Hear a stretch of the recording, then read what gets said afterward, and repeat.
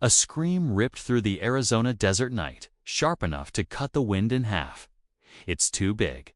I can't bear it," Neil cried, her voice raw with fear and pain. Her tall, powerful body shook on a rough bed of dry hay inside a small, wooden cabin that stood alone in the endless desert. Sweat and tears ran down her face, soaking into the hay beneath her. This was the same body that once struck fear into enemies as an Apache warrior. Now it trembled, pushed to its breaking point. Jack Harland knelt behind her, his arms wrapped tight around her, as if letting go would cause her to disappear. He had survived sandstorms that buried fences, droughts that killed his crops, and the slow death of his first wife. But nothing had ever made him feel this helpless. Outside, the wind howled through the cracks in the cabin walls. There was no town nearby, no neighbors to call for help, only a terrified man and a woman standing on the thin line between life and death. No one in Neil's tribe had ever believed she could be a mother. They said her body was too big, too strong, too wrong. Those words followed her through her youth, whispered behind her back until the day they stopped whispering and said them to her face. They called her a mistake of nature. A warrior? Yes. A woman meant for children? No. Jack once believed their marriage was nothing more than an agreement. A widowed farmer who needed strong hands on his land. A rejected woman who needed shelter. No love, no children, no promises. But kneeling there, in the dim light, listening to Neil's broken cries, Jack understood a cruel truth. One single night had changed everything.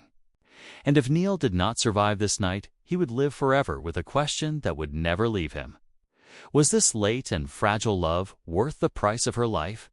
Before that scream ever tore through the night, Neil had learned how to live. In silence. She was raised among the Apache with a body that stood taller than most men. Her shoulders were broad, her arms strong, built for battle and survival. While other girls learned to weave and dreamed of families, Neil learned to ride through sandstorms and drag heavy game across the land. At first, the tribe praised her strength. But as she grew older, the pride in their eyes turned into doubt. When she reached the age where women were expected to bear children, the healer examined her and shook his head. Later, a white doctor from a distant town said the same thing. Pelvis was too narrow. Childbirth would be extremely dangerous. He said it plainly, as if talking about the weather. From that day on, Neil was no longer spoken of as a woman. She was just a warrior. Useful, but incomplete. Too different to belong. She left the tribe one quiet morning. No goodbyes. Just a horse, a small bag, and the weight of every whisper she applies. Left behind. During those wandering days, she met Jack Harland. Jack lived alone on the edge of Arizona, a widowed farmer with land that fought him every day.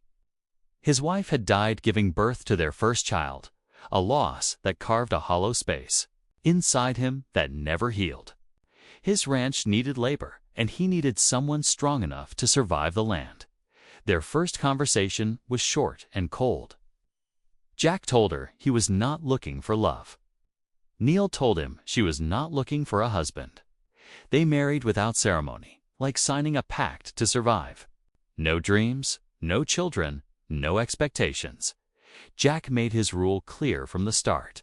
His voice was firm, but haunted. He did not want children. He had already buried one wife because of childbirth.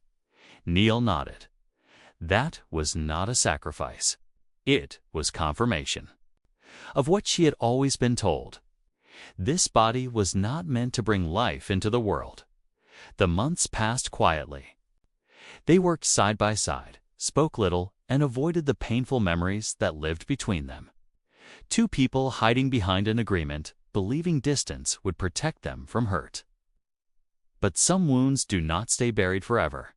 The night, everything changed arrived softly. The wind whispered through the fences, and the moon hung thin in the sky. It was the anniversary of Jack's wife's death. He drank more than usual, memories spilling out with every swallow. Neil sat nearby, mending cloth, feeling the weight of his pain without him saying a word. That night, Jack spoke. He said he did not want to be alone. Neil reminded him of their agreement. Jack, weakened by grief and whiskey, said it would only be one night. He repeated what doctors had said years ago. Almost impossible. No consequences. Those words hung in the air, heavy and dangerous. Neil thought of every voice that had ever told her she was not meant to be a mother. Maybe they were right. In that moment of shared loneliness, she agreed. No promises, no love. Just two broken people reaching for warmth. Neither of them knew that in trying to escape their past, they had just awakened a future neither was prepared to face. The morning after that night did not bring peace. It arrived heavy and slow, like the desert itself was holding its breath. Neil stood near the wooden fence, the sun barely rising over the flat land. The air was cool, but sweat covered her skin. A sudden wave of sickness bent her forward. She gripped the fence hard, her strong hands shaking as her body heaved. This was not simple exhaustion. Neil knew pain. She had lived with it her whole life. This was different, deeper when she placed a hand on her stomach. Her heart dropped. She did not need a healer. She did not need proof. Her body, the one everyone said could never give life, was carrying one. Jack returned from the stables and froze when he saw her face. The calm strength she usually carried was gone. In its place was fear mixed with anger. When she looked at him, her voice was low but sharp. She told him she was pregnant. For a moment, the desert seemed to go silent. Jack tried to speak, but no words came out. He shook his head, saying it could not be true. Neil cut him off. She told him he had gambled with her life for one night of weakness. She reminded him of the warnings. She could die giving birth. Jack fell to his knees in the dirt. This was a man who had never bowed to hunger or hardship. Now he trembled, crushed by guilt. He admitted he had been selfish. He had only thought about his own pain. Neil closed her eyes. She told him she was afraid. Afraid she would die like his first wife and leave him standing helpless once again. There was no turning back. They packed their belongings before sunrise and left the ranch. The ride to town was brutal. The Arizona sun burned during the day, and the cold cut deep at night. Neil's strength faded faster than either of them expected. Once, she nearly fell from her horse, and Jack had to catch her, holding her tightly. For the first time, he felt how fragile she had become. When they reached town, an old doctor examined her in silence. His face grew darker with every moment. He confirmed the pregnancy and spoke plainly. The birth would be extremely dangerous. When Jack asked about her chances, the doctor did not soften the truth. Half, either she lived or she died. From that day on, they stayed in town.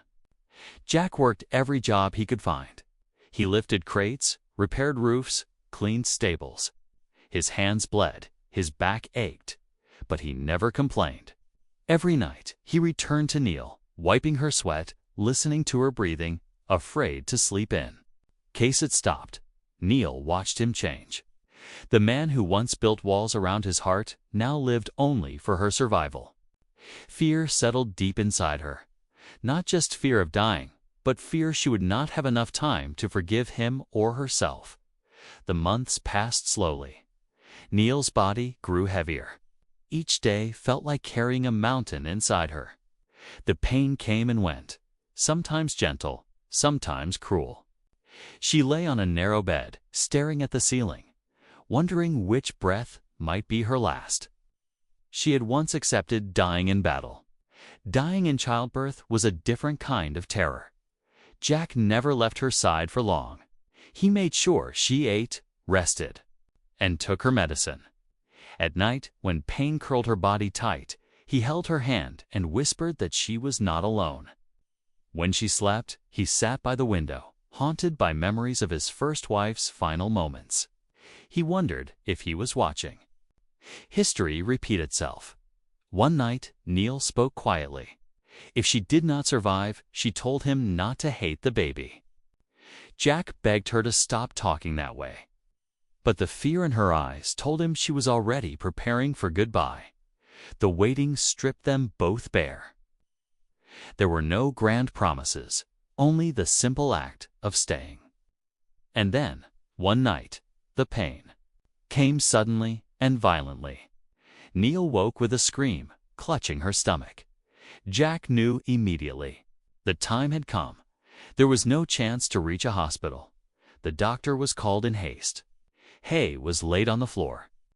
Neil was helped down as her body shook uncontrollably.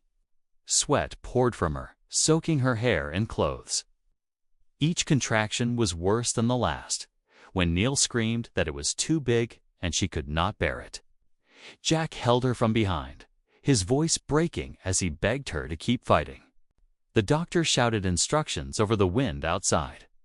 The pain came again, fierce and unforgiving.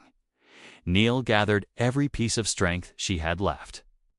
The strength of a woman told her whole life that she was not meant for this. She pushed, crying, out with everything inside her. Jack whispered her name again and again, holding her like an anchor. Then a sound cut through the room, a weak but living cry. Silence followed, thick and unreal. Jack collapsed in tears. The doctor breathed out. In relief, Neil lay still, tears running down her face. She was alive. As dawn broke over the desert, the doctor placed a tiny baby girl into Neil's arms. The woman once called unfit to be a mother stared down at the life she had brought into the world. Touched the baby gently, afraid the moment might vanish. Both had survived, and nothing would ever be the same. The first light of morning crept through the cracks in the wooden cabin, soft and pale.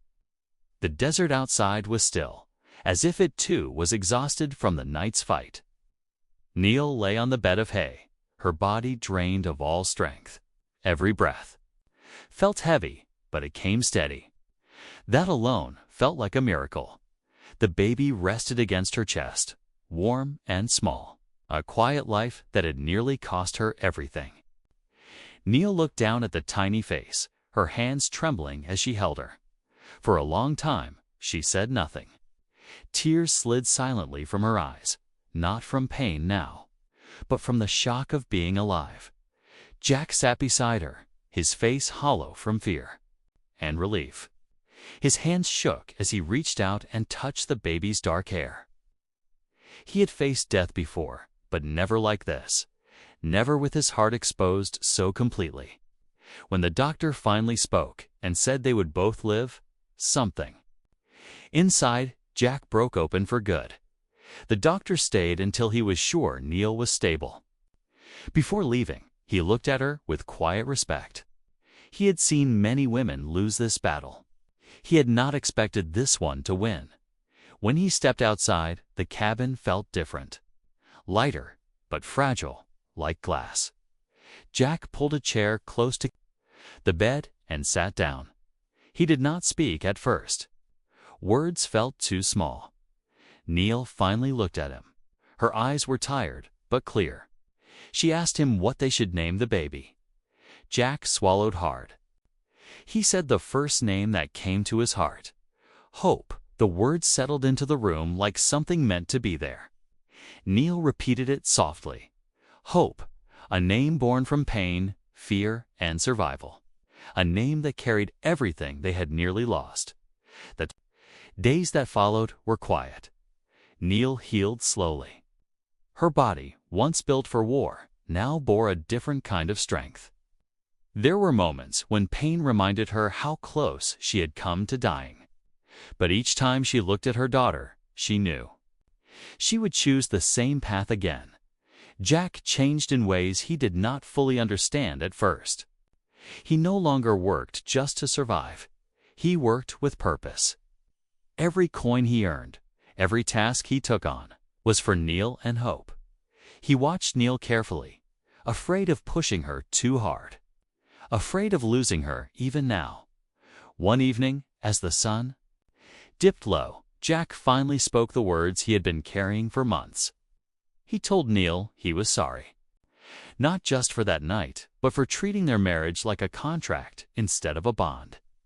He told her he would spend the rest of his life making up for it. Neil listened quietly. Forgiveness did not come rushing out of her, but she reached for his hand and held it. That was enough. Some wounds do not heal with words. They heal with time and staying. When they returned to the ranch weeks later, the land looked the same. Dry, harsh, unforgiving.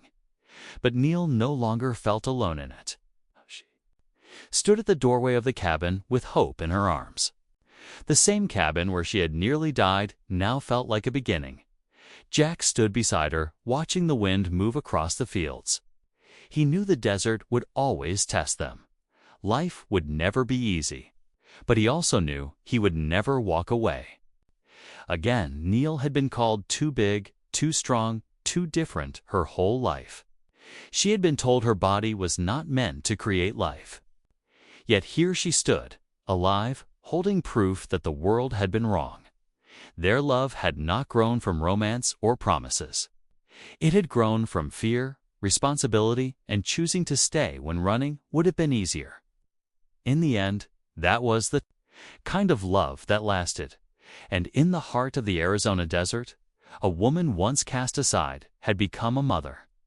A broken man had found redemption, and a child named Hope slept peacefully, born from a night that nearly destroyed them, but instead gave them everything.